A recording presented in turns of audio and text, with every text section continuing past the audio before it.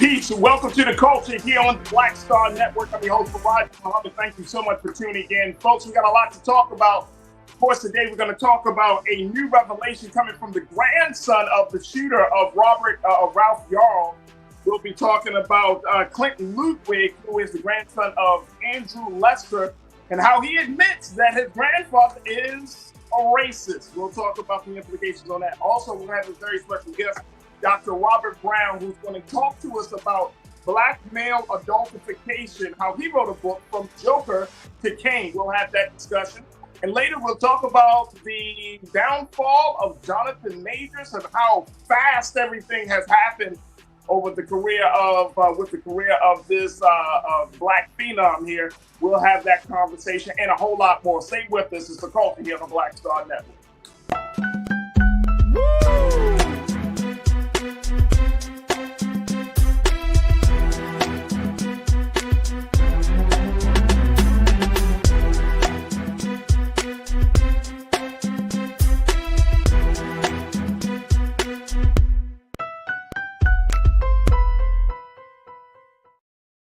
All right, folks, welcome to the culture here on the Black Star Network. I'm your host, Farajii. Thank you so much for tuning in and being a part of the conversation. Folks, let's jump right into it. Happy Friday, first and foremost.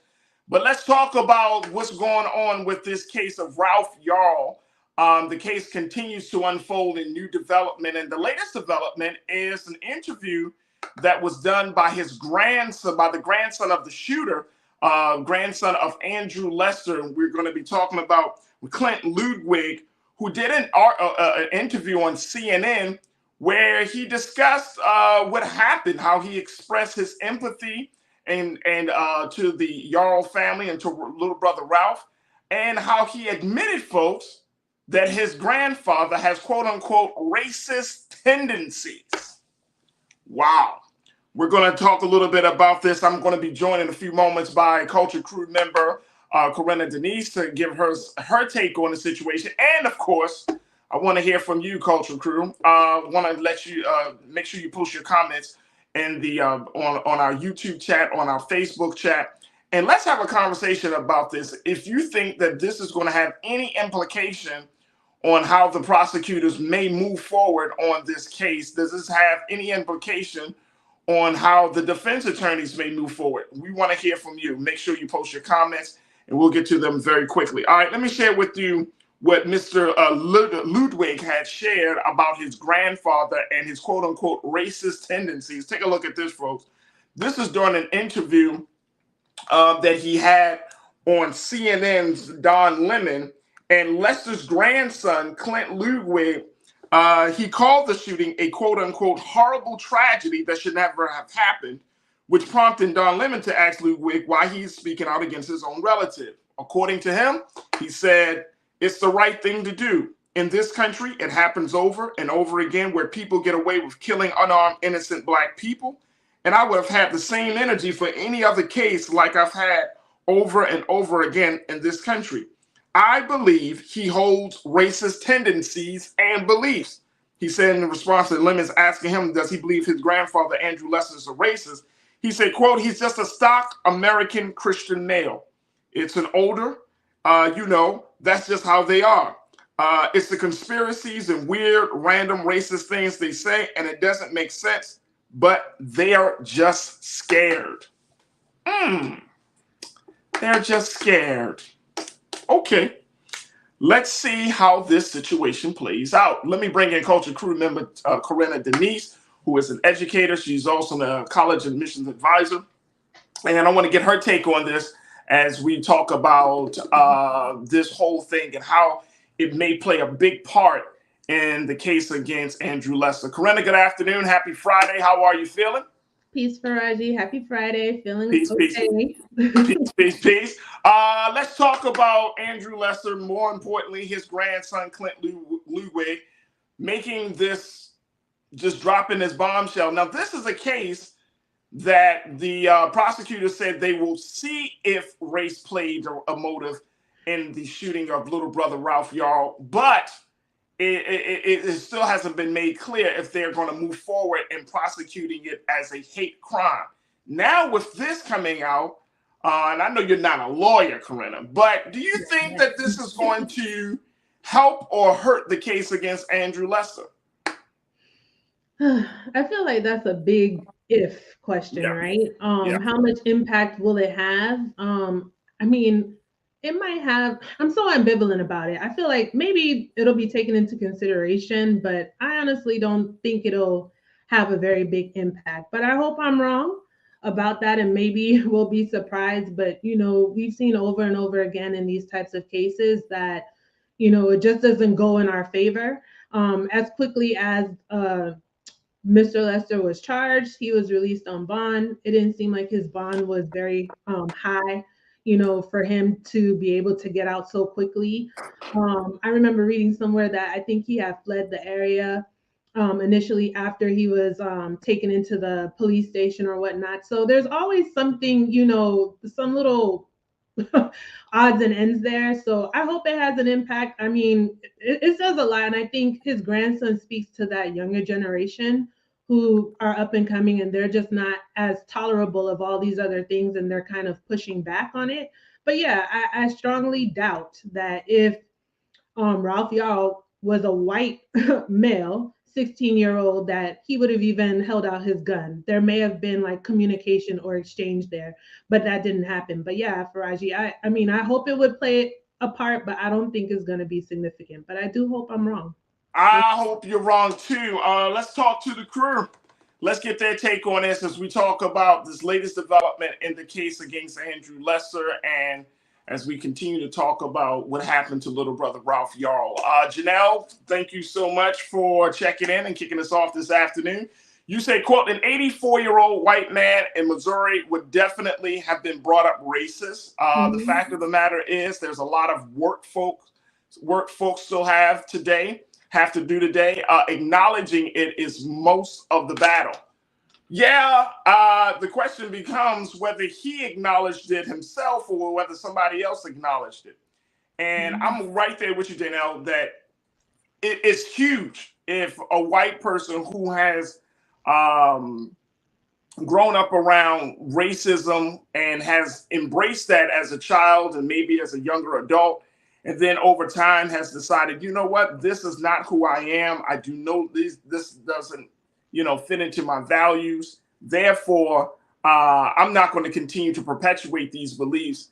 That's one thing. But you're talking about an 84-year-old man who couldn't even, let's keep this in perspective, Janelle and Corinna, he couldn't even admit to the fact that he shot the boy. Right. He pled not guilty, if I'm not mistaken. Right. Now, that might be a legal move just to say, hey, that might be a legal move. But I remember reading, and this report could be wrong, but I remember reading that when the police showed up on the scene, he's denied even shooting him there. So it's like, well, okay, so the gun just magically appeared out of nowhere, and this little brother shot himself in the face. Okay. Yeah. So it's we are at that place. But I do agree with you on this point, Corinna, where you said that there's a generation of younger white people in this country who are sort of kind of like pushing back. And I know that for Clint Ludwig, if you listen to the interview he did, it was a little bit of some hesitation. Like he did not want to denounce his own grandfather. And it has to be a hard thing to do. But when a circumstance like this happens, a tragedy like this happens, it's hard to just say, well, he didn't do it. And I would imagine he's also going to get some backlash.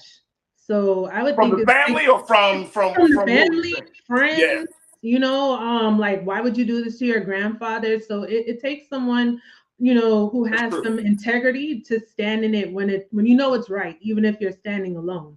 So I think it was brave of him to come on and even have that interview with Don Lemon on CNN and to say those things about his grandfather. I'm sure it wasn't easy, but like we're at a turning point where it's happening so much that it's like, okay, maybe that was the impetus for him to speak up. And it's just an unfortunate situation that now it's actually one of his family members who he has to come on and speak of this matter. But it's necessary. We need to have more people like the grandson show up in that way to push back. Right. That's very true. Very true. Tiana, you checked in. You said race was definitely a motive. Talking about Andrew Lester, he needs to be held without bond. That was attempted murder. I don't know why they didn't charge him attempted murder though, Corinna. I'm not surprised, Farajii, to be honest. I feel like they'll always seek out maybe like the least charge per se, like the lowest charge that they can go. But I think it definitely turned into an attempted murder at the very least when he shot Ralph the second time. You Right. know, if you're going for a motive of, let's say we're under the pretense of self-defense, right? So you shoot once, but it's like to, I guess, put down the person, right? How many times do you have to keep shooting? And this is what we keep seeing, even from police officers. It's like they just shoot round after round after round. Like someone's riddled with bullets. I can't move, and you're still shooting at me. So yeah, I think attempted murder would have been justified, but I certainly wasn't expecting that charge. I have to be honest. I'm not surprised that he was already out on bond. I mean, it took all of social media and all the pushing and all the pressuring, right? Just for him to get the arrest, but he's already out. You know, if this was reversed, we know we wouldn't have seen that happen. And then add to that, you know, to Jane L's point, you know, an 84-year-old white man, given where he lives, definitely grew up with those racist beliefs and tendencies. But then add to that, modern day Fox 4 News, who's just stirring up the pot, and they're really creating a sense of fear, you know, which Roland talks about all the time, white fear, in this country. Yeah. And we're seeing that just boil over now, more and more and more. It's like every day you turn on the news, there's a new incident with someone shooting someone in the name of self-defense, and they're absolutely, absolutely. And it's interesting that Clint, the grandson, mentioned that in the interview. He said that his grandfather watches Fox News all the time. He obsesses over the information and the content from Fox News. So here's what I'm thinking that the defense may do if it goes to a trial. The defense may try to put on the fact that he's 84 years old. He's taking in Fox News, and he was, quote unquote, in a moment of fear and some level of insanity because he has been exposed to some racist, you know, ideology. I feel like they're going to probably try to land this on Fox News. They might try to land this that he was temporarily out of his own mind. Like he's not, that he wasn't competent to this whole situation. So, you know, it's important that, you know, that people have some sense of leniency and compassion. And I think they're going to try to play on that. I think they're going to try to play on it. They're always going to try and play off the emotions of right. the people in the audience and like, oh, he's an older man. And, you know, maybe, I don't know if he lives alone and he was scared, blah, blah, blah, blah, blah, blah, blah. Like, I've kind of already mentally prepared myself for what's about to come out of that. So, and it's unfortunate, right? That it always seems to be that way. And I don't want to sound like Debbie Downer, but we've just seen case after case after case. So, and again, Farajii, to your point, like, why wasn't he given the attempted murder charge? So the fact that he's already out on bond, you know, the charges were like, I think it was like what, battery and assault or something of that nature. I might be have it wrong, but something to that extent. They weren't, you know, the justified charges. And I honestly don't think, you know, the charges brought against Mr. Lester were under the pretense of, well, what can we actually charge him for that might actually get like a conviction? Yeah. You know, in that sense, it's kind of just like the privilege per se. Like, let's just try and get it down as much as we can. So yeah, it's really unfortunate, but yeah, I think you make a good point. They might just leverage. They might know it. Hey, they might take it from the. My man Keenan checked in and said, "Look, they might take it from the devil made me do it to Fox News made me do it." Yeah. I mean, and that temporary insanity too might come up. I wouldn't doubt it. I don't put nothing past anybody nowadays, so I would not doubt it. Folks, we got to take a quick pause. When we come forward, more of your thoughts around this as we talk about Clint Ludwig, the grandson of Andrew Lester, the shooter of little brother Ralph Yarl, and sharing that he admits that his father has racist tendencies and taking in all this information. What's your take on that? Join us in a conversation and stay tuned. It's The Culture here on the Black Star Network.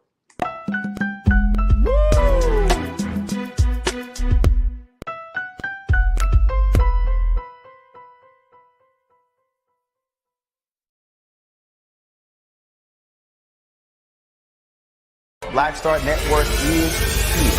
Oh, no punch! A real revolutionary right now. Thank you for being the voice of Black America. All momentum we have now, we have to keep this going. The video looks phenomenal. See, there's a difference between Black Star Network and Black-owned media and something like CNN. You can't be Black-owned media and be scared. It's time to be smart. Bring your eyeballs home. You dig? When you talk about blackness and what happens in Black culture, we're about covering these things that matter to us, speaking to our issues and concerns. This is a genuine people-powered movement. There's a lot of stuff that we're not getting. You get it, and you spread the word. We wish to plead our own cause. Too long have others spoken for us. We cannot tell our own story if we can't pay for it. This is about covering us. Invest in Black-owned media. Your dollars matter. We don't have to keep asking them to cover our stuff. So please support us in what we do, folks. We want to hit 2,000 people, $50 this month, raise $100,000. We're behind $100,000, so we want to hit that. Y'all money makes this possible. Checks and money orders go to P.O. Box 57196, Washington, D.C. 20037-0196. The Cash App is $RM Unfiltered. PayPal is R Martin Unfiltered. Venmo is RM Unfiltered. Zelle is Roland at RolandSMartin.com.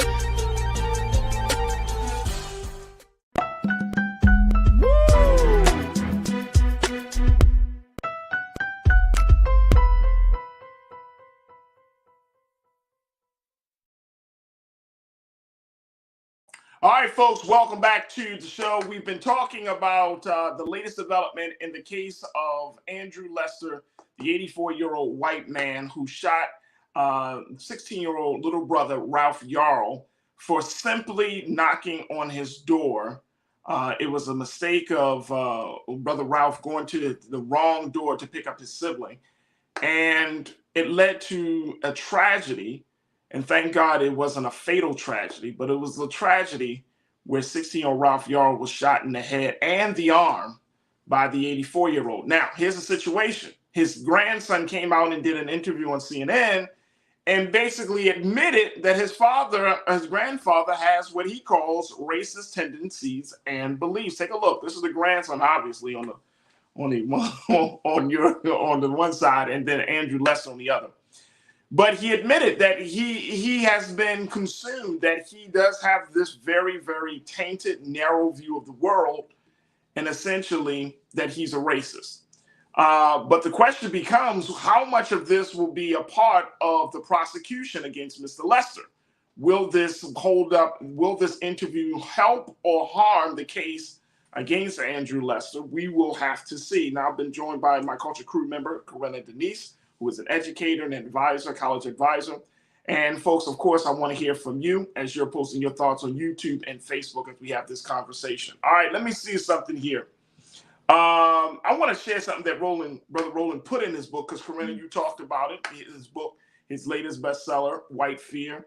Let's put this at the bottom here, Keenan, around what Brother Roland had said about white fear in his book and why it's important for us to even have a conversation like this. He says, why is it so important to understand?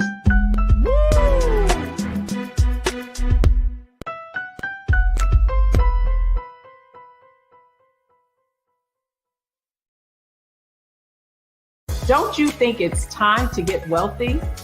I'm Deborah Owens, America's Wealth Coach, and my new show on the Black Star Network focuses on the things your financial advisor or bank isn't telling you.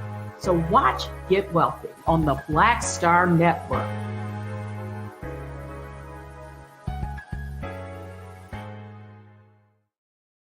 Hi, I'm Dr. Jackie Hood Martin, and I have a question for you. Ever feel as if your life is teetering and the weight and pressure of the world is consistently on your shoulders? Well, let me tell you, living a balanced life isn't easy. Join me each Tuesday on Black Star Network for a Balanced Life with Dr. Jackie. We'll laugh together, cry together, pull ourselves together, and cheer each other on. So join me for new shows each Tuesday on Black Star Network, A Balanced Life with Dr. Jackie.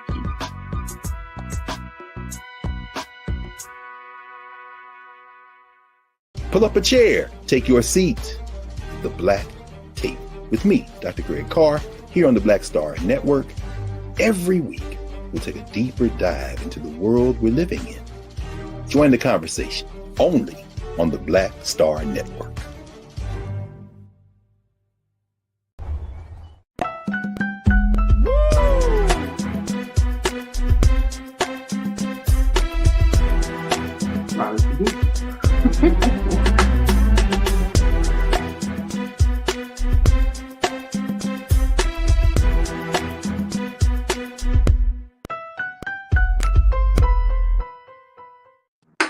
All right, folks, welcome back to the show. Let's try this again. We were talking about the situation, the latest development in the case of Andrew Lesser. Clint Ludwig said his grandson said that his grandfather has racist tendencies, and now we're looking at the implication of the case. Now, I want to share something that Brother Roland said in his book, White Fear. Let's post that if we can, Keenan. This is coming from Brother Roland's bestseller, White Fear, the book.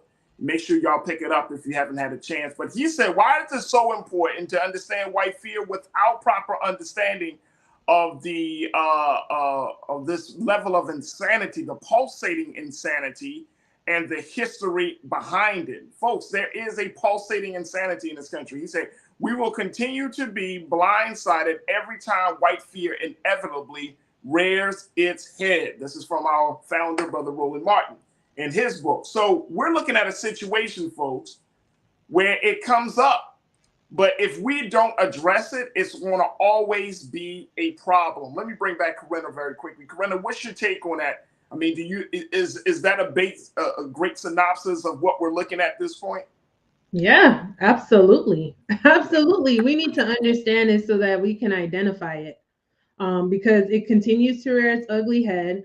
I mean, it's just fair. You know what this makes me think about, Farajii? I don't know if you remember this movie called The Village. I think it came out maybe almost 20 years ago, M. Night Shyamalan. And I remember it was like this Amish style community, and they were kind of still living without electricity and all these things. And they had all these like monsters that the people feared.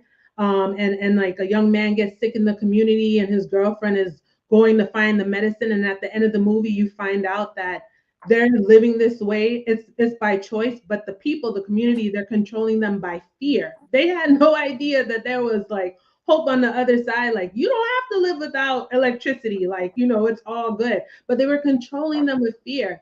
And that's what's happening today. They are so fearful. And the thing that I find to be so ironic is it's like, especially when it comes to Black folks in this country, knowing our history here, all over the world. You know, we built the country, we've served the country, we saved the country each and every time, right? It's like they fear us so much, but it's like at the same time, they can't even live without us.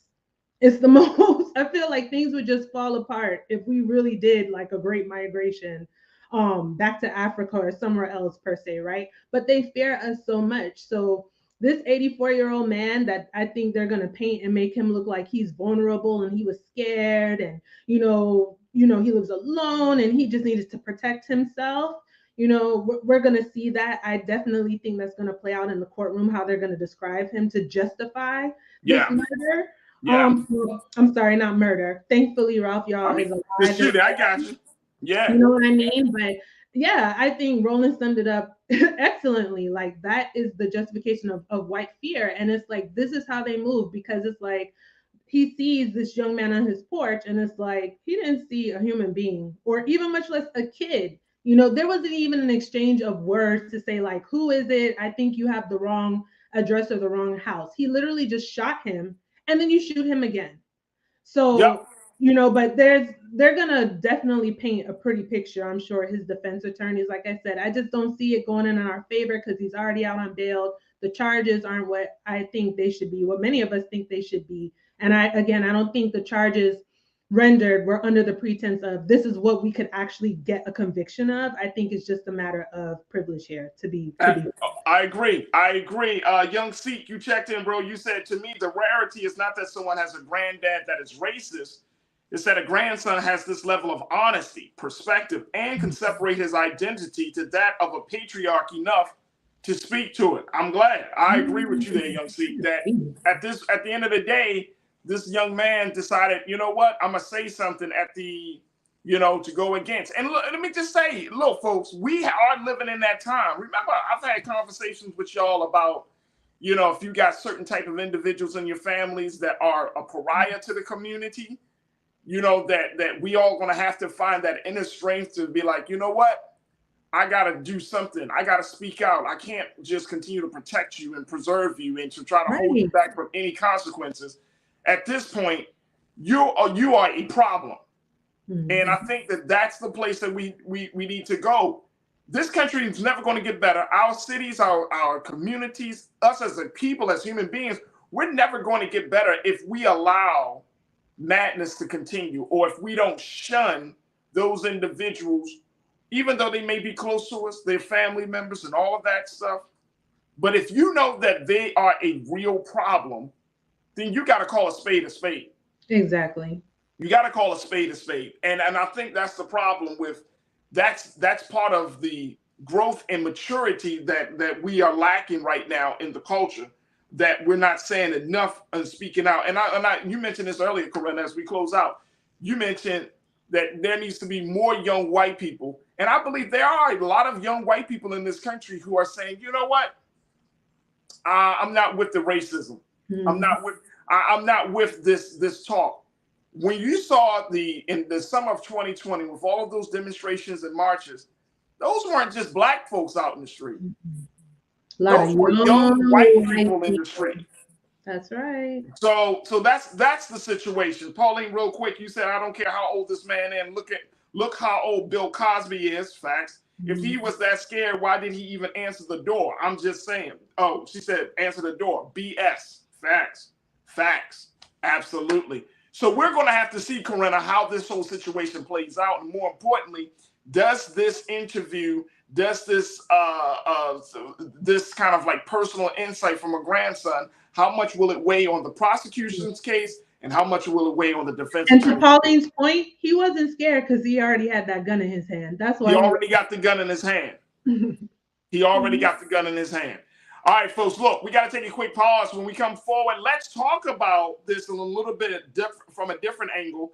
I want to have a conversation with one black man, Dr. Robert Brown, who's going to give us some insight about this idea of adultification and how black men, young brothers like a Ralph Yarl, has been adultified in society. And what does that mean? How does that affect our relationship and our view of black men and young black women? Stay with us. That conversation is up next here on The Culture on the Black Star Network.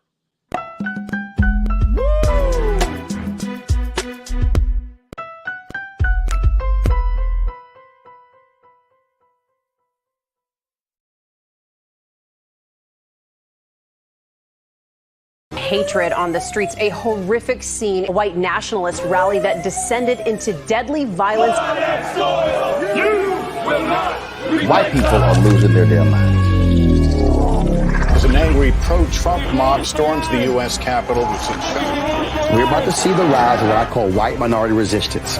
We have seen white folks in this country who simply cannot tolerate black folks voting. I think what we're seeing is the inevitable result of violent denial. This is part of American history. Every time that people of color have made progress, whether real or symbolic, there has been what Carol Anderson at Emory University calls white rage as a backlash. This is the rise of the Proud Boys and the Boogaloo Boys. America, there's going to be more of this. Here's all the Proud Boys, guys. This country is getting increasingly racist in its behaviors and its attitudes because of the fear of white people. The fear that they're taking our jobs, they're taking our resources, they're taking our women. This is white fear.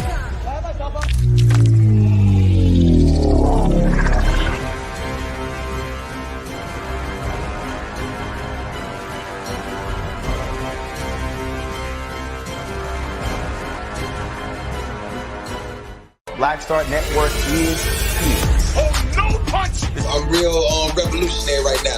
Thank you for being the voice of Black America. All momentum we have now, we have to keep this going. The video looks phenomenal. See, this difference between Black Star Network and black-owned media and something like CNN. You can't be black-owned media and be scared. It's time to be smart. Bring your eyeballs home. You dig?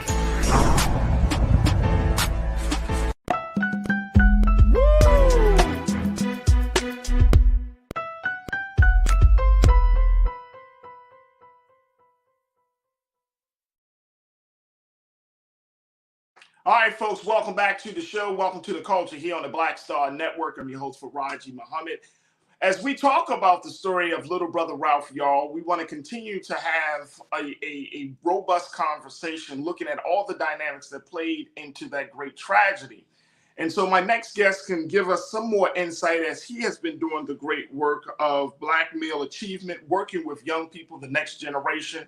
He's been working in the community, and he has been doing his work among the fraternities, one of the great fraternities in our community. Dr. Robert Brown, who is joining us, could talk a little bit about what we're seeing right now as it relates to the culture around how we're viewing Black youth, particularly Black males, and the adultification of Black males. Now, for some of you, this might be a new term. So let me just share this with you as we have this conversation. When we're talking about adultification, we're referring to the racial bias in which people perceive Black children as older and less innocent than white children.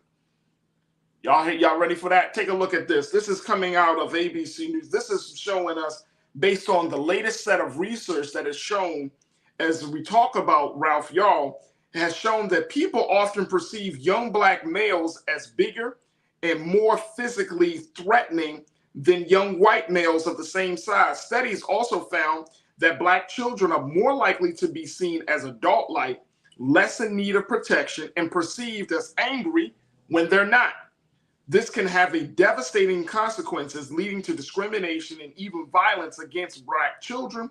According to researchers, several researchers referred to the bias as dehumanizing for Black people. All right, I want to, and there's the story there, folks, talking about this level of adultification. And as my brother Robert Brown is doing the work that he is doing, I thought to myself, we need to have some discussion about this, because this is something that I think it speaks to volumes about where we are in this country. If we can't look at the fact, have a very real conversation about where we are, more importantly, about how we're looking at the next generation, how we're going to talk about progress, how can we talk about making any type of gain if this is the case. All right, let me bring my brother in, Brother Robert Brown, and of course, we're still joined by my sister, Corinna Denise, one of our culture crew members. And Brother Robert is a writer, men's development coach, college professor in Southern California. And again, he has over 25 years of experience in education, but he's also he's also the former West Coast Regional Director and current Executive Board member of Groove Phi Groove Social Fellowship Incorporated. And so we're so happy to have him joining us for this conversation this afternoon. Brother Robert, thank you so much for your time. How are you, dear brother? Hey, I am excellent. I appreciate being on your show, Farajii. This is an awesome show, and it's a very, very much needed topic. Absolutely, absolutely. We're going to also be having my sister Corinna joining us in a few moments. But Brother Robert, I want us to start off with talking to you about this level of adultification that we're seeing right now. Because you work with young people you work with really all ages. You work with teenage boys, you work with young men coming out of college and into their adult years. Right. So you're seeing the full gambit of this. But when we look at a case in a story like Ralph Yarl, where he's 16, he's a certain size, but he's not doing anything. He's not really a threat, right? But to some, and then we say that as Black men, as the Black community, it's like, oh, he's a normal 16-year-old. We use that term, normal. But to somebody else, he's not normal. He's a grown man. Through the eyes of another person, he's a threat. So talk to us about what we're seeing right now. You know, basically, how did we get into a place that we can start to adultify a young boy like this? Whew. It's a very deep topic. How did we get here really stems from centuries and centuries of stereotyping Black folks, men and women, as really dehumanizing ways. It's not a current trend. This is something that goes way back. You got to think about how these slave owners treated enslaved Africans, and you have to dehumanize them in order to put them in those terrible conditions in the first place. And the stereotypes that persist about size, hypersexuality, all of these things were justifying some of these horrific behaviors from white folks. This continues into our society today. So even now in 2023, those issues are still here. They just play themselves out in very different ways that are specific to our current culture. So we have somebody like Ralph Yarl who goes to this man's house by mistake, and this man is still steeped in these adultification ideas. Plays itself out in seeing this person as a threat, seeing him bigger than he is. This guy is going to hurt me. Shoot first, ask questions later. It's a very and the crazy part about it, Dr. Robert, is that this is not the first time that we're seeing these type of situations and incidents come up. I'm reflecting on Trayvon Martin. That's what George Zimmerman felt like. That Trayvon Martin, this young teenage boy, was a quote unquote a threat to the whole neighborhood. So he shouldn't have been where he was. I'm thinking about Mike Brown, how the police officer who shot and killed Mike Brown thought he was a threat because he was a little bit bigger than your quote unquote normal size. But these are still these are teenage boys. They're not even beyond the age of 19. We can go back to Tamir Rice, who was shot and killed in the park by police because he brandished a fake gun, but how it took less than 3 seconds for the police to determine he was a threat. I mean, we can go down the line. So this level of adultification that you're speaking of, I mean, this thing goes so deeply rooted. How come we don't, as Black folks, do we see white teens in the same manner? You know what? The studies show that it's not that case. It really is seeing Black folks older than they are, bigger than they are. And you know what? When you mention like Tamir Rice or Trayvon Martin, it's not even that they were a little bit bigger in size. Even people who are not a little bit bigger in size, we have studies that show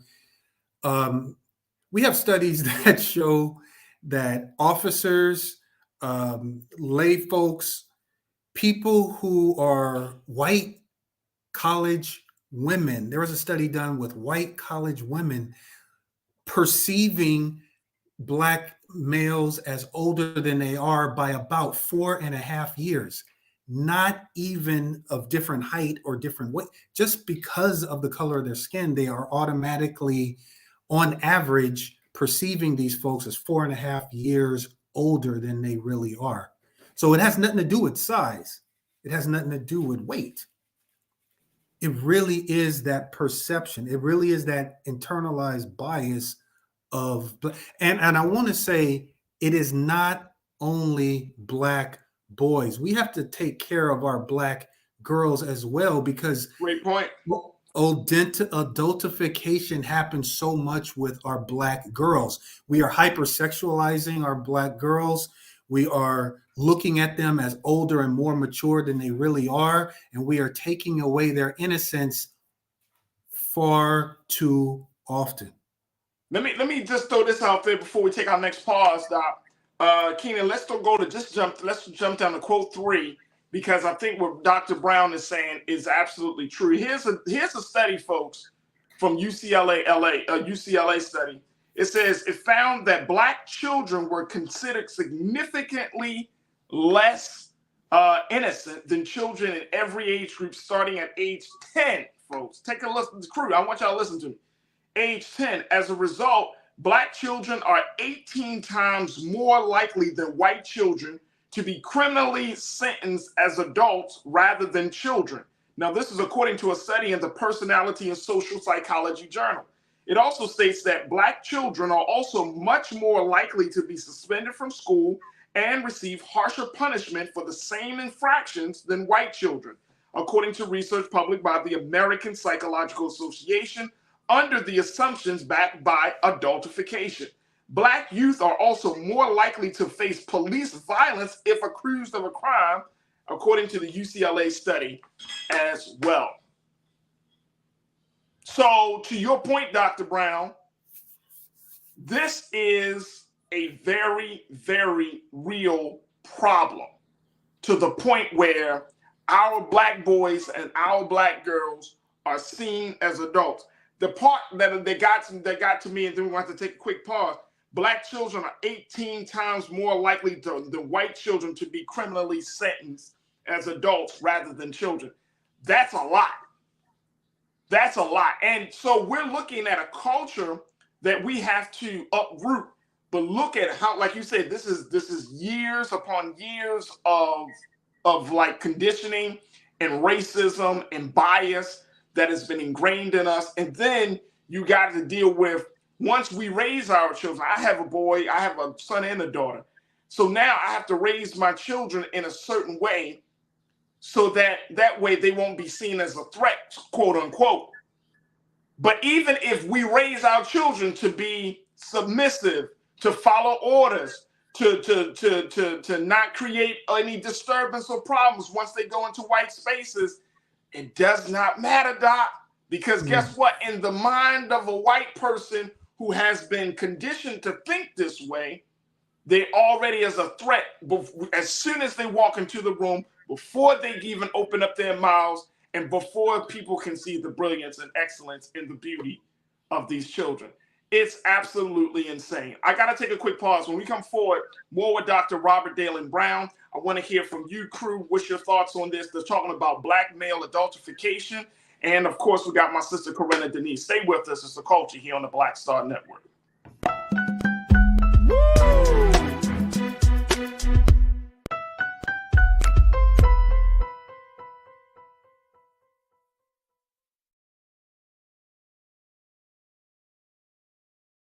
Hatred on the streets, a horrific scene, a white nationalist rally that descended into deadly violence. White people are losing their damn minds.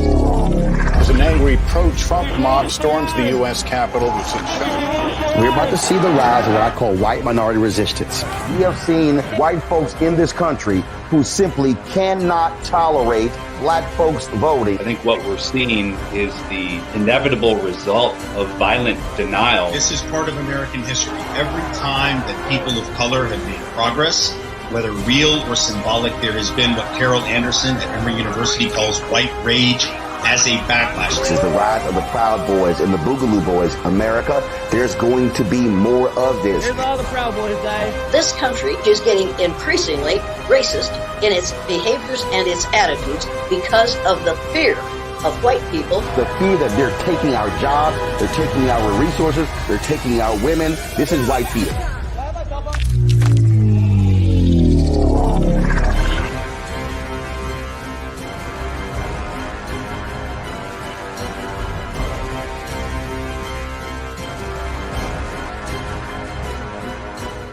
Black Star Network is here.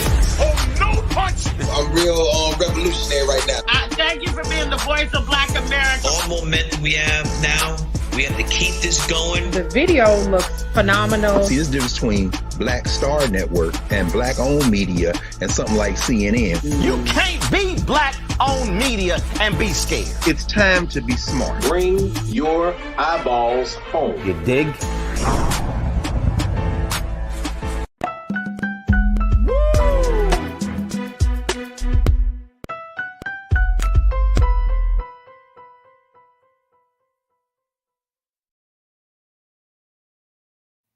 Folks, welcome back to the show. We've been talking about Black male adultification as we talk about how the world sees Black children, Black men and Black women, which may have played a huge role in the shooting of little brother Ralph Yarl. I'm just checking in, and that's our little brother right there, Ralph Yarl, who is in recovery. And let's continue to send prayers to him and his family as he is working through this tragedy. But he is in recovery, getting access or kind of recovering, getting control of his faculties from the great, great tragedy that happened last week. But we've been having this conversation with Dr. Robert Dalen Brown. who's been giving us some insight as to what we're seeing, and more importantly, how we're processing this within the culture. I want to bring my sister Corinna Denise back into the discussion. As a woman who works in the space, she's been an educator, Dr. Brown. She's worked in the schools, and now she's working with college students. Corinna, how do we have these conversations with Black men? And of course, as Dr. Brown said, and of course, based upon the research, with Black women, that kind of prepares them for how the world sees them. You know what I mean? I remember, just very quickly, I remember when growing up, I would often hear Black parents say this to Black boys and Black girls. If y'all grew up in the 80s and 90s, y'all know, y'all probably heard this. The world don't see you the way I see you. And I remember hearing those words and having my, listen to my friends' parents saying those words to me. And I was thinking to myself, what does that mean? You know what I mean? As a child, you're like, what are you talking about? I'm a child. What do you mean the world don't see me as a woman? Now it resonates. Mm-hmm. And that was back in the 80s and 90s. We're talking about 2022, 2023. So how do we get this message to Black children, Black youth, that the world don't see them the way we see them? I think it starts with that very gentle, truthful conversation, right? Like I said a couple weeks ago here on The Culture, I think kids can handle anything as long as we tell them the truth. And unfortunately, it is a conversation that we have to have, that the world doesn't see you as I do, and that can be difficult. And something that really stuck out to me as Dr. Brown was speaking, I know in a lot of these situations, especially with the adultification, we see it with, these police cases and how police encounter youth or whatnot and how they're perceived to look like adult. But as an educator, I've seen that in that school space, right? With high school students, particularly interacting with their white teachers, and those, casual day-to-day interactions, whether it's, discipline in the classroom with the student, right? Or with a lesson, they'll be a little bit more gentler, a little bit more gracious when it comes to maybe a white student as opposed to like the Black students, but even in the teachers' interactions, like how they might describe a student or speak and the manner in which they talk about them, you can already see that they have this perceived view. Well, she's too fast, she's grown, because again, to the point that we're talking about, that Black adultification. So I've even seen it in those spaces. So, I'd also like to ask Dr. Brown, how do we navigate that in the educational space? Because it's one thing when, we're outside, but, there are children who are subjected to this, on a daily basis, like one wrong move. And it's like the teacher is just the way that they might discipline that student or go about speaking to them is sometimes significantly different than if it's a white child. And I have to be honest, I have seen that from like white colleagues and in those spaces that I've been in as an educator. That's a great question, Doc. Well, a lot of times we talk to our children and we try and have these conversations with our children so that we can prepare them to be safe, happy, successful. But at the end of the day, when it all comes down to it, those students are children and they are not responsible for that classroom. It really boils down to the training that is given to those people in power. And in a classroom, in that enclosed space, when the rubber meets the road, it's the teacher in that classroom with the students. And it's that teacher that needs to be well trained. It's that teacher that needs to be taught what institutional and systemic racism looks like so that they can be aware themselves of what they are doing in that classroom. We can do all the talking we want with our students, and that's true. We should be talking with our children. But if no one is talking with those teachers, if no one is talking with the people who are in power, then those people in power are going to continue to perpetuate a lot of these dangerous, pervasive stereotypes. So Dr. Brown, and I'm glad Corinna brought this point up. Will teachers and educators, will they have to go through a much more, I would say, rigorous or more comprehensive training to check their personal biases, considering that our children, Black boys and Black girls, spend a majority amount of time per day in the classrooms? Does that mean that we need to have some more serious training around that? Because here's what I'm thinking when you said that. There are two elements or two factors to consider about the teachers. Most of the teachers in this country are women. And we're seeing a number of teachers that are white women in this country in the classroom teaching Black boys and Black girls. Right. So since we know that this adultification comes from a spatial bias, racial bias, then that adultification may have to be checked with them first. Outside of the home themselves, it's the teacher. How does the student feel about himself or herself, the Black boy, the Black girl feel about himself or herself, if the teacher makes them feel like an adult, right? Don't show them as much compassion, or they don't believe them when they say a situation has come up. It's that teacher. So does the teacher needs to go through some extra stuff? And I'm not trying to put extra stuff on teachers because I love teachers. Of course, I'm not trying to do that, but I just know that the power of the teacher's view is just as powerful as the police officer's view. Yeah. You know what? The short answer to the question is yes. The short answer to the question is yes, and let me tell you why. And the reason is, in a teacher training program, I could have all kinds of classes and coursework and have them go through all kinds of topics, but nothing is more important than that relationship between two people. We can talk about lesson planning and assessment all day, but I would much rather have one less conversation about assessment so I can have room for one more conversation about this right here. Okay. Now, that being said, you're right. 70% of all K-12 teachers are women. Of those 70%, the majority are white women. And you have, 2% of the teaching population are Black men? 2%? Right. There's a representation issue here. There's a training issue here. There is a power dynamic issue here. And it is not only in education. We see this with the justice system. We see this with healthcare system. There was a study that was published right before the pandemic in 2019 that was looking at adultification of Black patients receiving anesthesia. Black children are less likely to have their parents present in the room when inhalation induction was taking place. Wow. They were. This study was published in 2019. It's not that long ago, and it's not.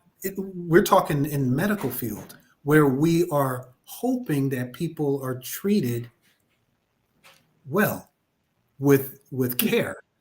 But these things play themselves out in all aspects of our culture, not just education, medical field, the justice system, entertainment industry.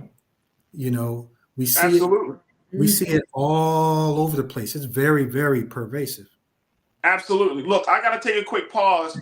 We're going to continue this conversation as on the other side, because as much as we're talking about these outside sources, let's talk about, are we causing ourselves to be adultified? Because guess what, folks? Oh, well, I'm about to touch on. Are we stepping on somebody's toes? Hey, boy, we're gonna put this bill in your name. We already put adult responsibilities on our children at a very early age. Let's keep it real. Let's keep it 1,000, Dr. Brown. Hey, all the time. We're calling these boys little man. Little man. We are exactly. We are asking these. Some of us adults are not healed ourselves, and we are putting a lot of responsibility on kids to do. There's an entire other topic called parentification. You see, we got to take a pause, man. Hey, look, brother, I can't do this with you right now. I got to take a pause. Coretta, see, this is what happens, Coretta, when you come on the show. All right, we're gonna take a quick pause. Folks, let's continue the conversation. Black male adultification and so much more. Stay with us. It's the culture here on the Black Star Network.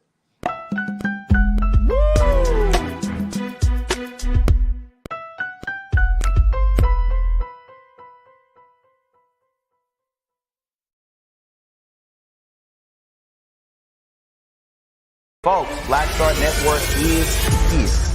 Oh, no punches! I'm real revolutionary right now. Support this man, Black Media. He makes sure that our stories are told.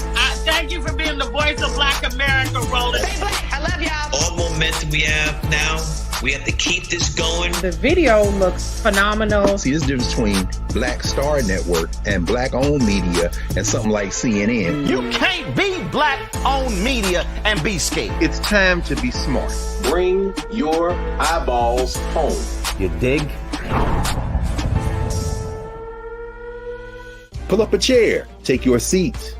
The Black Tape with me, Dr. Greg Carr, here on the Black Star Network. Every week, we'll take a deeper dive into the world we're living in. Join the conversation only on the Black Star Network. Hi, I'm Dr. Jackie Hood Martin, and I have a question for you. Ever feel as if your life is teetering and the weight and pressure of the world is consistently on your shoulders? Well, let me tell you, living a balanced life isn't easy. Join me each Tuesday on Black Star Network for a Balanced Life with Dr. Jackie.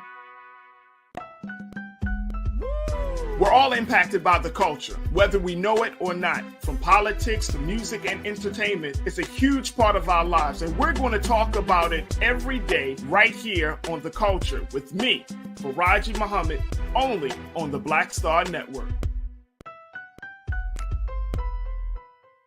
I'm Deborah Owens, America's Wealth Coach, and my new show, Get Wealthy, focuses on the things that your financial advisor and bank isn't telling you, but you absolutely need to know. So watch Get Wealthy on the Black Star Network.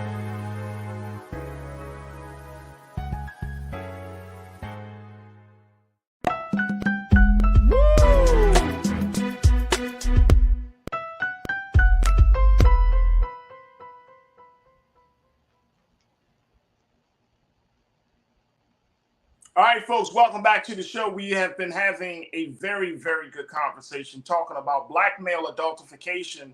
This is the bias that is often used to taint the view of how we see black men and black boys and black girls, where we try to put them in a space of being adults when they're still children. A bias that has caused great destruction and dehumanization of our children in the community. I've been having this conversation with Dr. Robert Dalen Brown, who is an educator. He's an author, and he's been doing some work around this. He actually has a book called Joker to King. And this is a book where he looks at black male development, talking about how do we groom the next generation from seeing themselves from a place of powerlessness to being in a place where we can call them king. I'm also joined by educator and advisor Corinna Denise, an online culture crew member, and of course by you. I want to bring them both back into the conversation here, because Doc and Corinna, the big thing is that I think the adultification starts at home. I think the adultification starts at home. I think that we only give black children like 5 or 6 years to be children, man, and then after that, it's like, all right, well, you're on your own. By the time they're 10, they get adult responsibilities. We're putting so much on them. I have to, and this is something, and I think any one of us, those who are conscious or not conscious, and I'm using this word saying that those who know better and those who don't, but those of us who are conscious, like, I don't know about y'all, but I have to intentionally, consciously remind myself that my son, who is 9 years old, about to turn 10 in June, is a little boy. Mm-hmm. I might admit to that. You know what I'm saying? That I have to be like, you know what? He is 9. So he gonna do some. He gonna be silly. He gonna be goofy. He gonna knock stuff over. I gotta give him space to be a child, right? And I think that is something that a lot of us, and crew, y'all, if y'all honest with yourself, it's a hard thing to do in the Black community, because it feels like our childhood has been ripped, not by the white man or some system. It's been ripped sometimes by our own family members, Doc. Like, we couldn't grow up. We couldn't make no mistake. We couldn't be a child. And I tell my son all the time, son, don't grow up so fast. Enjoy your childhood. So are we putting ourselves in a position to be adultified by the world outside of our home? Doc, You know what? I think both are happening simultaneously. All right. There still exists in white America that racial bias that still exists. At the same time, sometimes we are internalizing some of those same stereotypes, but we're also not healed ourselves. You know, we do things, we put undue responsibility on our kids because we need help. You know, we put undue responsibility on our kids because we think they're ready for it. The world is going to do this to you. The world is going to do that to you. So I'm going to get you prepared. And then all of a sudden we stop talking to them as kids and we start talking to them as these young adults. Children are not little adults. We need to remember that children are not little adults. Children are children. Adults are adults, and they are very, very different. They have different developmental needs, different vocabularies, and we need to talk appropriately to our children. You know, I'm going to still give my kids chores. They're age-appropriate chores. They're still going to have kid things to do because they are kids. And we need to, you know what, you're right, Farajii, we need to remember this in our own homes. We need to be conscious of it. And it does take some intentionality on our parts, right? And Dr. Brown, I just want to piggyback off what you said. It really made me think about, so a couple of years ago, usually like my 11th grade students, as I'm preparing them for college and things like that, I'd always set all of them up with like some sort of summer internship. And I remember one of my students specifically saying to me, like, Miss, I appreciate everything that you're doing, but she was like, I can't work. My mom, I work for her. Like, basically her responsibility, her summer's not for her to do any internship or any college prep. She has to watch all of her siblings, her brothers and sisters, run the errands. And, you know, I've seen this so much, and I know parents also need assistance, but you also see where the kids are really like weighed down with all that adult responsibility. And it does come out in their interactions with you as the educator or the counselor that they see on a daily basis. So like, to kind of circle back to that point, yeah, I do think it starts in the home too, you know, because sometimes children aren't always given that, you know, the luxury of just being a child and doing childlike things. And they do have to take on these responsibilities early enough. Like I know someone else, another student of mine, who she could not wait to go to college. She was definitely leaving the state. She wanted to get away. She was like, I'm done trying to raise my siblings, you know, it's me time now. Like, I want to get my education. But all that to say, yeah, I do see where it has affected students that I've worked with personally, where they've just been taking on all these responsibilities and they don't have the luxury to just be a child. So in a sense, you know, it kind of like grows them up maybe quickly. They're a little bit more independent. You know, the world, they have been exposed to things in the world where maybe in some retrospect, they can't even be considered a child anymore because they've been exposed to all these things. And then it plays into the other side with, you know, what we're dealing with, white supremacy and in that realm, right? Where how they're, you know, look to be adultified per se. So it kind of like is just like a catch-22. So like, how can we as educators and parents, you know, make sure that we're stepping on that fine line to have like that conversation, like the world doesn't see you as I do, but that those children know how to navigate and still have that space to just be a child and not feel pressured or feel guilty for like, you know, just being themselves, being that teenager and being goofy and having fun and being so serious with those adult responsibilities, you know? Well, you know what? I'm going to go back to something that you said earlier. You used the word luxury twice. You said, these kids don't have the luxury to just be children. And you're right. It is a luxury. It is a privilege. And it speaks a lot to some of the institutional inequities that we have in our society. You know, if we're asking our kids to help us because we need help, because we can't afford to hire another employee, or I'm an adult and I'm a parent and I'm working 2 jobs and I need my oldest to look after the youngest because I can't afford childcare, I can't afford babysitting. Now what we're doing is we are looking at the impact of our society's inequalities and how they're affecting what's happening in the home. You know, you're going to have people who are lower income families depend on their kids to work a lot earlier, to go get a part-time job a lot earlier, to take care of their younger siblings a lot earlier because of the economic inequities that we have around us. You know, a lot of what we are doing in the home is a result of these inequalities that exist in society. What do you think about that? I do. I think a lot of those outside factors also influence the parents, which in turn influence the children. So it's kind of like this perpetual cycle that's going on, right? And it's like we just have to, I guess, be innovative to how do we start to break those cycles. Right.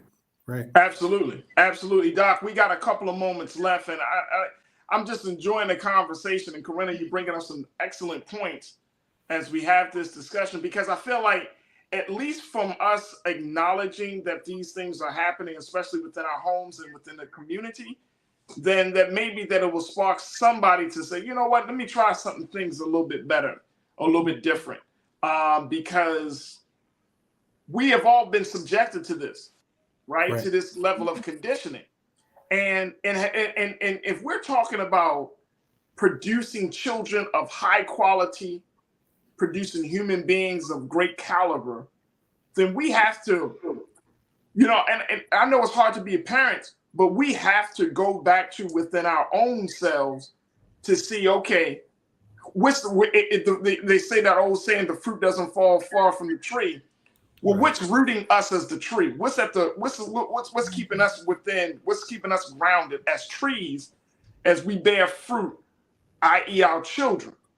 Because our children are not going to be something that we aren't unless they've been exposed to something different. But if they haven't been exposed to something different, all they know is our way, the way we are in the household, the culture of the household. And you're talking about producing giants. You're talking about producing young men, young women who are going to take the world by storm. It's not going to happen. It's not going to happen. It's a scientific method on how to essentially raise Black boys and Black girls to be giants. When you look at all the heroes and sheroes of our history, I think Dr. Brown and Corinna, y'all both are historians, you study this stuff. You know that seeds were dropped early on when they were babies that they were going to be great. And so this is a very, I'm very passionate about this element of the conversation because I see it. We all see it. We talk about it. We laugh at it in some cases. Like, man, I saw this Black woman. She was yelling and cussing her children out, talking about this, you little this, you mother effer, and all of this stuff. But do you know that is putting a needle in the brain of a child's destiny? When you treat your children as an adult at a very young age, it stunts their growth. When you expect them to be this far along, when in reality they are this far along, you know what I'm saying? Yeah. Like a lot of this, and so they create a break in reality. It creates a schizophrenic behavior because they only know, hey, I only know this much of the world, but you want me to be in this part of the world. It's more harm than good. I want to get to people to read. I know we didn't talk too much about your book, so that means we want to have a second conversation now. I like that. But talk about Joker to King, that book, and how, and some of the things, because this is a not just a book, but this is a whole program on Black male development. So give us some insight about that. We got about a minute left for that. Okay, well then I'll give you the 59-second story. But the bottom line is this book actually started as a challenge from my younger brother. There's a 19-year age difference. Many years ago when he was 21, he actually asked me to teach him how to be a man. Wow. And no one has ever been that explicit before. I've taught math for 8 years. I've taught English for 9 years. I've written curriculum. I've been a dean at the college, tutoring coordinator, you name it. He asked me, can you write curriculum with homework and everything? Can you actually teach someone step by step how to be a healthy man? And I took the challenge. You know, this was 2013, and the book was really written as a project for him until he had the insight to say, you know, you need to get some of my friends in the same room and tell them the same thing. And that's when I realized, okay, I got something here. Now, the book is called Joker the King, and the entire book is structured like a deck of cards, right? So there's the ace of spades, there's a lesson attached to each card, right? In order to be a healthy man, the idea is to manage 4 things. You need to be able to manage your relationships, and that's where the hearts are all the relationship lessons. You need to be able to manage your money. That's the diamonds. Those are all the resources lessons. You need to be able to manage your emotional mastery, being able to manage your mindset. Those are the spades. The lessons all about your inner work that you have to do. And then you have to be able to manage your way in the world. You know, how to buy a suit, how to travel, how to cook, how to be anti-sexist, the relationship between men and violence. Those are the clubs. And the idea is there are 52 cards in a deck. There are 52 weeks in a year. The idea is to move week by week, card by card, and you're building what healthy manhood looks like 1 week at a time, moving from that joker to being that king. I will never look at a deck of cards the same. Right? Exactly right. That is, I'm going to just say that is absolutely brilliant, brother. Brilliant concept. I'm telling you, Coretta, I will never look at a deck of cards the same way. I'll be like you play, you play spades. Be like, what you got? See, I got 2 futures and 1 destiny. Well, hey, it goes even further. Somebody said the same thing to me, so I created a deck of cards with the lessons on the cards. So while you're playing bid, whist, and spades, you're looking at the lessons. Golly. This is about to be a movie. Dr. Brown. This Come is on, about man. to be This a Black movie. excellence too much on Friday. And you know those teenagers love to play cards, so there you go. I'm not playing. Oh, come on, man. Come on. All right, hey, look, Doc, very quickly. I'm serious. We got to bring you back on, brother, because I Yes, love for sure. what you bring into the conversation. How can people pick up your copy of Joker the King? It's available on Amazon, but you could also go to jokertheking.com. jokertheking.com. There's a podcast, website. There's even a link to ask for advice. There's an anonymous advice column. There's a course. We even have the YouTube video channel. So anything related to Joker the King, you type in the words Joker the King anywhere, you're gonna find us. There it is, right there. Dr. Robert Dalen Brown, author, writer. He's been working in the space of young people, Black male development. He's been working in the education space. He works with one of our great fraternities. Brother, thank you so much, Doc. It has been an awesome pleasure and privilege for joining us for this conversation, a much needed conversation, but you got something very, very special, and I'm so happy that you shared it with us here on the Culture on the Black Star Network. Hey, I appreciate it. Likewise, this show is special. So I appreciate being on this show. I appreciate you, and thank you for being so good for the culture. There it is right there. All right, folks, we got to take a quick pause. When we come forward, let's shift gears and let's talk about a black man who is in some hot water, Jonathan Majors, talking about the controversy and the quick downfall of his career. Have you ever seen anything like this before? Folks, we're going to check in with Corinna Denise and Nira Muhammad. Stay with us. It's The Culture here on the Black Star Network.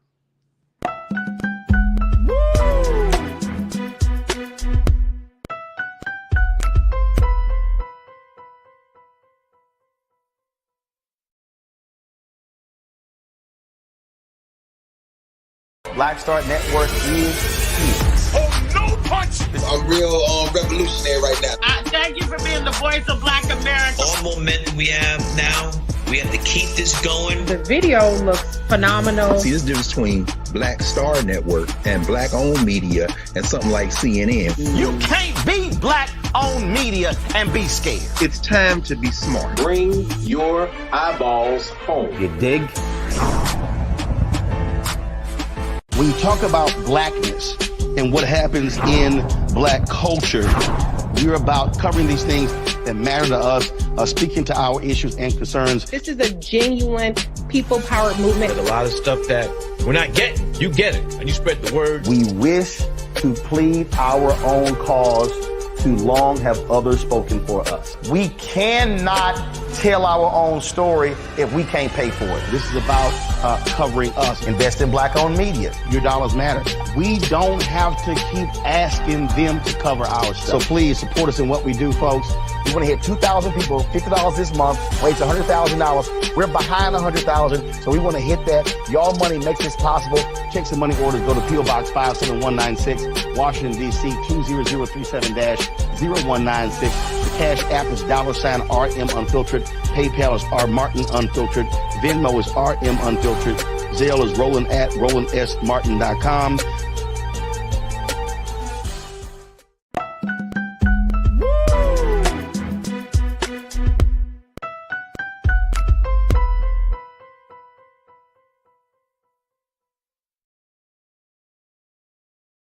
All right, folks, welcome back to the show. It's time for us to switch gears from talking about Joker the King to how one black man who seemed to be on top of the world, folks, he was coming out with big-time movies. He had a lot of projects lined up to grace the screens, and now his future is uncertain. I'm talking about Jonathan Majors, man, and I have to say, I've seen a lot of things, and Corinna, I want to bring you back in on this. Corinna, I have seen a lot of black men in the spotlight, right? Not just because they're, beautiful or anything, but for black men who bring a lot to the game, who show great promise. But this story right here, and all that is happening with our brother, I don't know if I've seen it happen so fast. Mm-hmm. Like I just found out about Jonathan Majors maybe a couple of months ago. Really? Like really, you know what I mean? He really got on the radar. He really kind of, what they say, blew up. And then it's like grand opening, grand closing. I've just never seen this. So I wanted to talk a little bit about this because there's so many different elements to the story. I want to have you. And of course, I got Nira Muhammad, host of Queen Talks with Nira. She's joining us as well, talking about Jonathan Majors and really what has happened. It seems like this is a career that was on the rise, and then all of a sudden it just boom, imploded. Nira, thank you for joining us this afternoon. You study a lot of things, Nira. Have you ever seen anything like this though, with a high-profile actor of this caliber and of this magnitude, just kind of whose career just seemed to have gone from real in a matter of days? No, not at all. I think the closest thing we've probably seen to it was probably like Ray Rice and his situation. But no, I can't believe it. I'm hoping that, like I don't want to say he's guilty yet because I feel like everyone is deserves due process. But it's just messy and it's just sad and it's just really heartbreaking. And not necessarily because I think he's like the greatest actor, but I just think it's heartbreaking in general when you see anyone coming into their own, coming into their field and their craft and mastering their craft. And then you just see like this fallout. But again, if this is true, then the fallout is his own. You know what I mean? So it's one of those situations where we got to see what the facts are. And I think, to your point, I think that's a great word to describe it: messy.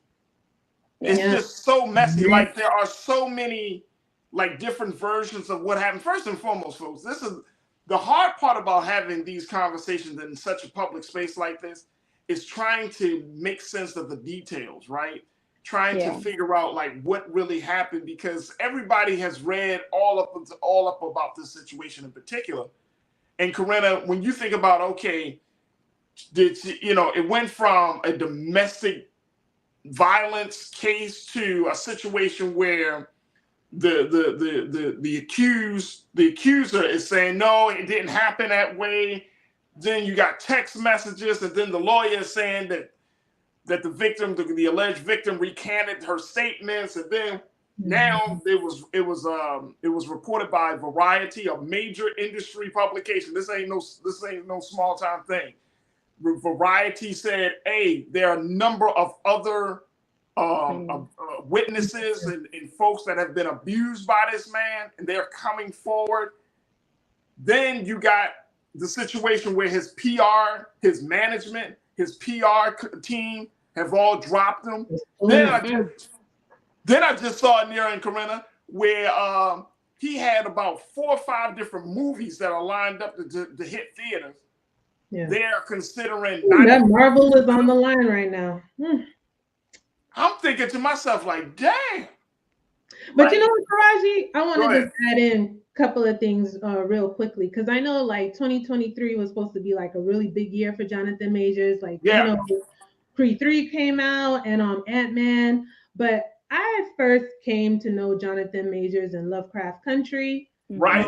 And then like the Five Bloods. So he's had quite a bit of work on his resume prior to these bigger roles. So, and then he also did another movie that came out towards the end of 2022 called Devotion. I can't remember the name of the real life black first black aviator, right? Yeah, aviator or pilot, I think in the Air Force. He played, and to your point, it just seems like it was just a domino effect, right? And it's like, you just don't know what the hell to believe. Like, it's like all these stories, like first it happened, then it didn't happen, right? But I do feel like we need to let it play out and let all the evidence. I don't want to speak on anything too soon, right? But it's such an unfortunate situation, because I feel like he was really just coming into that prominence of being a really huge movie star. And it's just like, when did this incident happen? Like the end of March, and then like we're here. It was like it felt like eons ago. But I think the thing about it is and them saying that she recanted her statement. I read the statement. That was not a recant. That was to me, it sounded so much like women that I know that have been abused, who then they're like, no, it wasn't my fault. I was trying to take his phone from him. Like, regardless of whether or not you were trying to take his phone from him, you should not have had bruises on you. That's indisputable. That's an indisputable fact. In the police report, she had visible bruises on her. That's indisputable. So whether the nature was she was trying to grab his phone, I don't care. A woman had bruises on her. That's a fact that we all like. It's there. And so I think that when you look about right. He's set to go to court. I think trial is and she sounds like such an abused woman to me. I'm sorry. Like her whole statement was, I love you, baby. I'm gonna be right there supporting you. I'm so sorry that this is happening. I know women who have gone through that same exact thing, where they were getting abused, where the police showed up, where they did have bruises on them, where they did recant the story, where they took the guy back, and the abuse just continued, and it was just an ongoing cycle. So when you know women who personally know women who have gone through that, the first time I read that statement, I was like, okay, that sounded like an abused woman. Like, and I'm not saying that she is. I don't know if this was a one-time occurrence, but that statement, if you've ever known an abused woman, that statement was like poster child for an abused woman. I will say this too, like, and I hope this doesn't sound like a petty side note, but thank goodness he doesn't have social media. And he said that, like, you can't find him on any social media. I can only imagine how much more of a living hell it would be right now if he was on Twitter or any of the social media platforms. Yeah. Yeah. You know, I mean, he says damning things too, Farajii. What was the statement that you said he had made? The comment that he made that was so damning. It was like, I mean, look. You know, before Creed came out, of course, he's been on that publicity tour. He did a sit down with NPR, and this was right after the Ebony cover dropped, of him in paint. And the sister asked him, Jonathan, what do you think of men who say that your expression of masculinity is questionable and soft and blah blah blah? And he was just, I mean, it came out, but then he kind of like he just kind of kept going. But he was just like, well, she said, well, what would you say to them if they could approach you? He was like, I wouldn't approach me on the street if I were them, if I were me either. I mean, like, what does that even mean? He said it like it was like, hey, I wouldn't want to catch me in the alley. But then he said, you know, my expression of masculinity is to show all the different facets. So it's like that, you know, some people took that and ran with it and said, oh man, this guy really. And he said himself, like, there's another, he did another interview where he said, quote, I'm not with the effery of the industry.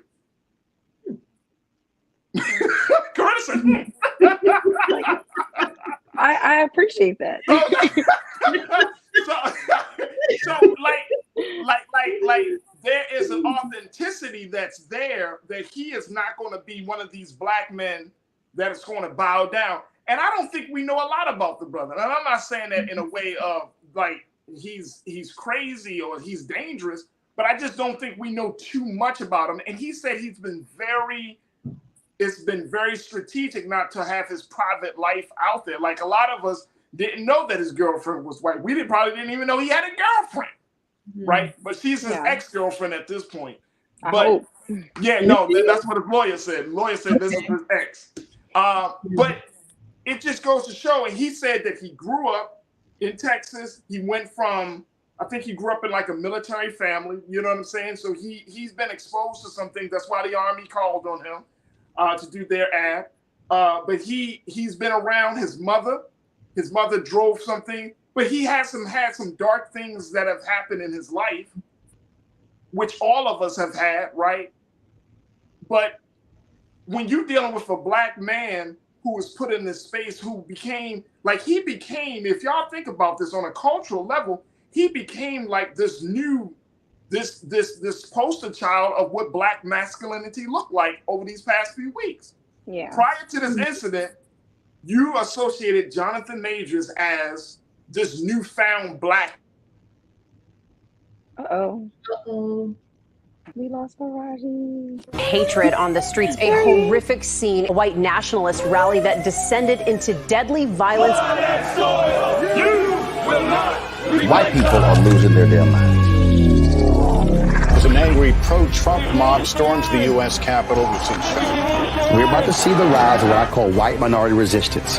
We have seen white folks in this country who simply cannot tolerate black folks voting. I think what we're seeing is the inevitable result of violent denial. This is part of American history. Every time that people of color have made progress, whether real or symbolic, there has been what Carol Anderson at Emory University calls white rage as a backlash. This is the rise of the Proud Boys and the Boogaloo Boys. America, there's going to be more of this. Here's all the Proud Boys, guys. This country is getting increasingly racist in its behaviors and its attitudes because of the fear of white people. The fear that they're taking our jobs, they're taking our resources, they're taking our women. This is white fear.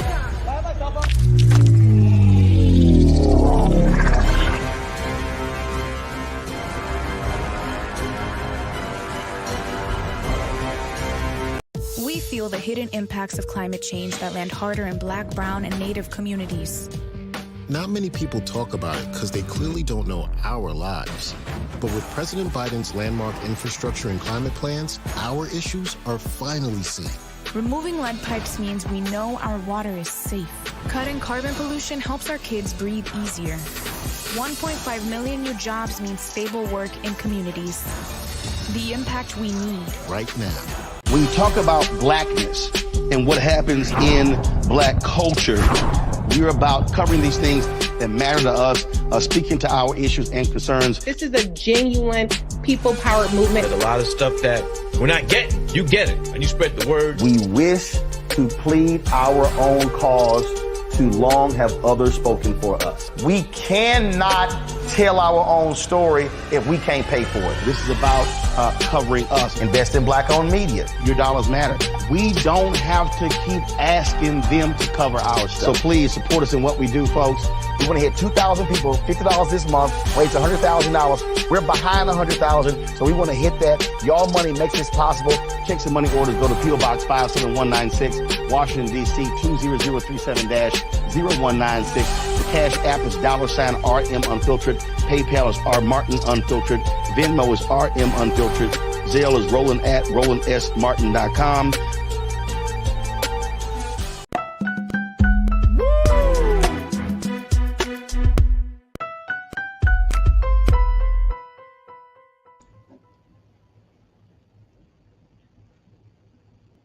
All right, folks, there we go. Right back in little technical difficulties. But as we were talking about Jonathan Major's career fallout, I've been checking in with Culture Crew members Nir Muhammad and Corinna Denise as we talked about this this fast breakdown of this black man, this black actor whose rise was meteoric in one sense and whose fall has been absolutely dramatic. Let me bring Nira and Corinna back into the conversation as we have in this. Yeah, I think that for him, he was like the symbol of black masculinity in 2023. You know what I'm saying? Like he was that guy, and now he's no longer that guy. And I think that speaks volumes. And somebody, I was reading a piece, Nira and Corinna, that somebody said, well, should Michael B. Jordan, how should Michael B. Jordan handle the situation? Because, of course, we know about the great bromance between him and Michael B. Jordan. And the fact that they've been promoting Creed for a year, so they've really created this bond, and then pictures of them and all of them hanging out at the Oscars and about all of this stuff. And the question was really asked, how should Michael B. Jordan handle this? He shouldn't handle this.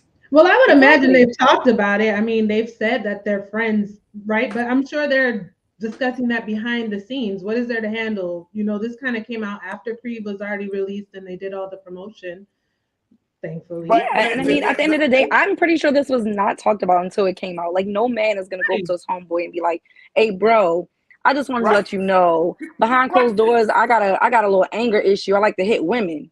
Which you like, you know what I'm saying? Like, no one does that. I think Michael B. Jordan is gonna continue to do what he does, and I think that if you supported the film, like at the end of the day, Michael B. Jordan did direct this film, and it was written by Ryan Coogler, and there's a lot of other amazing people that were on this project. So no, I'm not going to cancel the project because it was not his project. He was on it, but it's not his project.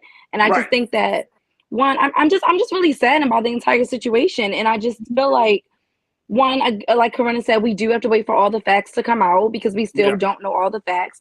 But at the same time, we're not going to be sitting in the comments talking about, oh, this is the Cosby effect and all these other BS. Like, I think we need to learn how to focus on the issue at hand and the situation at hand and stop throwing other names into the ring that have nothing to do with the situation. This is simply about this man and his actions. It's not about, oh, he was on the rise and they're just trying to come for a black man. Like, no, black men do stuff too. I can speak from my own experiences of my abuses have been from black men. So don't tell me that it's because they were on the, you know what I mean? Like, it's just really, really silly. We cannot negate what happens to women just because of a person's job. I'm glad that you brought that up because that's the other component and the other dynamic of this whole discussion, which is, where some people say, here we go again. Right? Here we go again with another man possibly, allegedly abusing women. Here we go again. Let's stick to that narrative. Because that's all it is. I think too, what something you mentioned, Nira, like people throwing out the Cosby effect. I think people like to play the comparison game too much. And it just already convolutes the situation that we don't even know everything about. But yeah, I think it really makes me sad because it's just the timing, like everything's just so ironic, right? But we just won't know till till it plays out. And I feel like people jump ahead they just see a headline and they run with it. I've always been that logical thinker. Like, I need more information. Like, where'd you get that from? Now, what now? Now who? But and Corinna, and to that point, I get it. I mean, you can get more information, but does that really change the fact that now moving forward, this guy is going to be labeled a domestic abuser? You see what I'm saying? Like you can. I feel like, and maybe the quick fallout of his career is just simply because it's just bad for business. Yeah. It's just bad for business too, right because now. His PR and his management just dropped him like that. It's just like everything is just unraveling so quickly. And it makes you feel like, and you makes you think that maybe they know something that we don't know. You know what I mean? Like, if you believe in your client's innocence, 9 times out of 10, you're like, no, I'm riding with them. I know my client is innocent. We have the receipts. But it's like, if you have the receipts to prove that he's guilty, that's when you're like, yeah, we got to drop this client, because I'm pretty sure they're getting paid decent money to represent him. So for him to get dropped, that's kind of damning in its own right. You know what I mean? Like, it's just not a good look. And that's the other part. Is it a fact of it does give the impression that, okay, if a PR company, major firm, if his management company, if these people are dropping him as a client, is it an indicator that, like you said, Nira, is it an indicator that he's actually guilty, or is it an indicator of them just running from the whole situation because that's the culture right now? That if you It's not though. Look, Deshaun Watson still gets to freaking play football. Like, he got suspended for But that's what two different industries, though. I know, but I'm just saying, like, I know, but I'm just saying, like, they still have representation. You can go to CAA and get represented as a football player, basketball player, actor, book writer, all that. So I'm saying with these agencies, a lot of times they represent multiple, and management companies, they represent multiple facets of the industry. And that's what I'm pointing out, which a lot of people may not know, but one agency may represent different types of entertainers rather. So what I'm saying is, for them to drop him, I'm not saying that means he's guilty. I'm just saying it's not a good look, because 9 times out of 10, they have more information than what we have. All right, Nation of Gamma Nation, you said, my thing is, why is it that he's automatically guilty in women's eyes? You already made up your mind. Any thoughts on that? Anyone, Corinna or Nira, y'all want to respond? I mean, I'm not saying he's 100% guilty, but at the end of the day, there were bruises on her. So I guess that she put them there herself. I don't know. I'm not gonna, but I'm also a woman who's been abused. And I'm also a woman who understands how many other women have been abused. And the moment we speak out, it's, oh, but he was this kind of guy and he was that. And it's like, why the fuck are you defending the guy that abused me?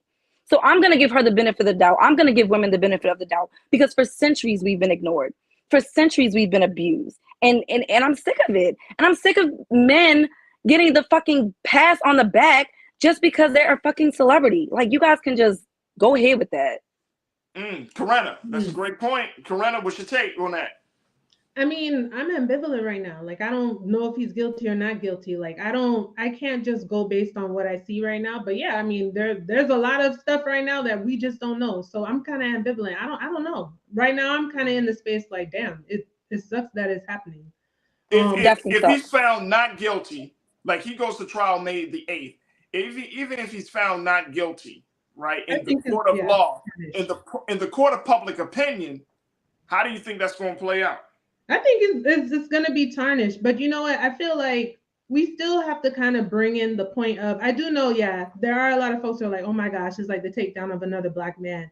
But we have seen other white counterparts who have been involved in things. Maybe it's not necessarily domestic abuse, but they do tend to bounce right back, and they are extended a level of grace in their career, right? So let's say, to your point, Farajii, if he's exonerated or whatever, how is he going to be looked at, moving forward? Is he going to receive that same kind of grace? Is his PR and his management team going to be like, oh, you were exonerated of the charges, okay, we'd like to represent you again? Like, I personally don't see that happening, but I can think of a few white counterparts who have done some things and they bounce right back, like Martha Stewart. She cooking it up with Snoop. They had their little show, whatever, I think on VH1. That's a different thing. I mean, Martha Stewart didn't abuse people. Like, she went to jail. You know what I mean? Like, they always tend to like bounce back. I think Charlie Sheen though had some if I'm not mistaken. I mean, and his thing took a while though. Like he didn't bounce back. Like no, Charlie he Sheen went through like this. this. He actually got HIV. He got HIV. He had a whole lot of issues and it took a long time for him to. Yeah, like that was like he had a whole situation. But even like Johnny Depp didn't even like bounce right back. Like he was dropped from projects. He wasn't even able to be in like the final installment of Fantastic Beasts. So I feel like it's a lot of research and like, and I ain't gonna say research, but just kind of like knowing that industry to like know a little bit more if you're more of like a nerd on that side of things. But I don't care. Like that's the problem. We always comparing other people's situations. Like stop it. This is about Jonathan Majors. And I truly, truly do hope that he is innocent. I do want him to be innocent. I do want his career to bounce back if he is innocent. If that man is guilty, guess what, guys? He brought that on himself and it has nothing to do with him being Black. Like, let's take race out of this. This is a man who possibly, potentially, allegedly abused women. Not just one, because now we have multiple victims that have come forward. Not just one. It was different when it was in the space of one. But now you got multiple women. So we just got to watch and see how it plays out. But I think the point that Farajii didn't make a few seconds ago is that, let's say even if he is cleared of this and he's found to be innocent, like moving forward, is he going to just bounce right back? Because I've read in some places, like even Disney is like reconsidering right now with, he has to stand up in Marvel, right? Because and he was in Loki. He's in the show Loki. Yeah, I mean, so do you think that even if he's proven innocent, that he'll be able to just, I'll represent you again, like all that, whatever's on the table right now that could possibly be cut out, that won't be in danger anymore? Like, what's that going to look like for him? Because, will it be okay then? Is it reasonable that Brace does come up? Like, he was exonerated, but he's still being, tarnished. It's going to take some time. I think that even if he does get exonerated, I don't think that any of those celebrities like bounce back like the next day. Like, I think it took some time for it to kind of like really die down. It wasn't really talked about as much. And then they might have snuck in like a smaller role. And then it was like, okay, they kind of like step their way back up. I don't ever feel like it was like, oh, next day you're right back at it. I mean, let's be real. Black people did that crap with R. Kelly for a long time. When that video came out, we've been knowing about the stuff that R. Kelly did for how long? And Black people pretended like it wasn't happening. Even within our own families, we pretend in the Black community like stuff is not happening. And I am very, very sick of it. I'm sick of the culture of pretending, and I literally just had to take a training about child abuse for a job, and I can't even remember the exact number, but it was very astounding how much more Black women and children are abused than any other race in this country. Wow. More. And 9 times out of 10, it is by a relative or a family friend. And it is, we are like more than, like, I want to say at least 4 times more likely than any other race to be abused. And part of that issue is that we don't talk about this stuff. We pretend like it's not happening, or we make excuses for the perpetrator or the abuser. And I'm so sick of it. We got to do better. Hey, look, we have got to do better. I agree. Vincent, you checked in and said, first of all, it's none of our business. Well, I do think it's our business because we don't talk about it. It's a part of our culture. How is it not our business when our dollars support these artists? Our dollars, we support these films. We support Disney Plus, which, he was on Loki. That's like where I kind of like got my first start from him, because I couldn't get into Lovecraft Country personally. But, you got these big opportunities, man, that a lot of people are auditioning for. Breaking out into this industry is not easy. And there are so many people that are auditioning and trying to get these same exact roles. So when you get that opportunity, don't squander it. If he's found guilty, whatever comes to him, he deserves, because he knew what his role was. He knew that he was in the limelight. He knew that he was becoming a celebrity. All these things, like, he knew. He's a grown man. Yeah. So, like, let's stop making these excuses as if he's like some 17-year-old boy who's like going through puberty and can't make up his mind or make decisions. This is a grown man. Yep. That's Corinna. It's crazy. Very quickly, I wanted to bring it up that Tiffany Haddish, she went on Twitter to try to quote unquote defend Jonathan Majors, but she deleted a tweet. But basically, of all people, speaking of abuse, she took to Twitter and uploaded a post about the video that showcases Jonathan Majors' accuser unhurt and clubbing while she also indicated that she's destroying this man's future. Well, people started dragging Tiffany Haddish and said, who are you to talk about somebody of being an abuser? She didn't say he broke her ribs or broke her legs. Child abuse situation. You know what, Farajii? I saw that picture floating around too, but here's the thing. See, I think a lot of people, oh, she was in the club, but I'm like, in my mind, I'm like, well, when was the picture taken? Do you know if that was the same night? Thank you. You can't just conclusion that you see a picture, right? That's a great point. So this woman is supposed to be shut in the house now forever because she had an abusive situation. Who knows? Maybe her girlfriend's like, you've been in the house for too long. We got to get you out the house, girl. Come on, get cute. We're going out for a drink. Enough to exonerate, because I mean, people move certain ways. Like, you're going through all kind of emotions, the allegedly stuff. So I don't think that. They said there were bruises on her, not broken bones. So it's like she said she had a broken leg or broken ankle or broken arm. Like, who doesn't move around with a bruise? I'm not. People are just reaching. You had the God-given proof, Tiffany. Yeah, I wouldn't like, and you already look, and all I was saying, Tiffany, and that's why Beyonce blocked you, because you be putting out too much wrong information. Sis, remember that? Look, Tiffany Haddish. I don't know why she spoke on an abuse situation. I'm telling you, that Ari Spears child abuse situation too much. Like Tiffany says, don't do it. Because silence can be golden sometimes. Just that's too much. You're barely getting out of this situation. So I'm not a Tiffany Haddish fan, so I get it. So we will have to see how this fallout will continue, Nira and Corinna. It's just so fast. I pray for everyone involved that it's really unfortunate. And if for those women who say that he abused, like, I'm with you on this one, Nira, that if he did it, he deserves whatever punishment. If he didn't do it, and they find out he didn't do it, that these were women that was just lying or whatever, they had a personal vendetta against them, then he will not lose my support. I will still support. I will still support.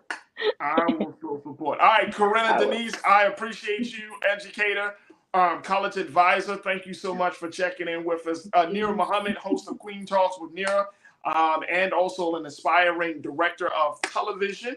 We appreciate you for coming on. There you go. There's Nira Muhammad and all her latest podcasts. Make sure y'all check her out on podcasts, where all podcasts are heard on various platforms. Thank you both for being so good for the culture today. Appreciate you. Thanks, Farajii. Absolutely. All right, folks, that's going to do it for us. I hope you had a great, enjoyed this week. I'm going to try to get some rest this weekend, man. I am tired. Y'all see my shirt, Boycott Mondays? Lord, this is one of them weekends where I wish that we could boycott Mondays. But I hope and pray that you enjoy your weekend. Make sure y'all support us here at Black Star Network. Go to our website today at blackstarnetwork.com. Download the app for free. Share the information and content.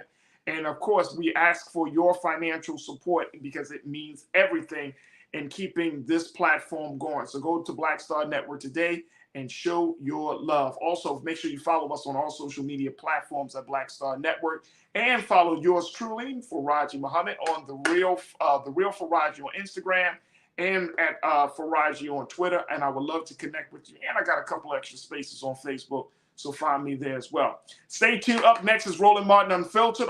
As always, never be afraid to challenge what's wrong. Stand for what's right while being yourself in the process. God willing, we'll reconnect on Monday for another exciting edition of The Culture, right here, exclusively here, only here, the Black Star Network. Have a great weekend, folks. Talk to you soon. Peace.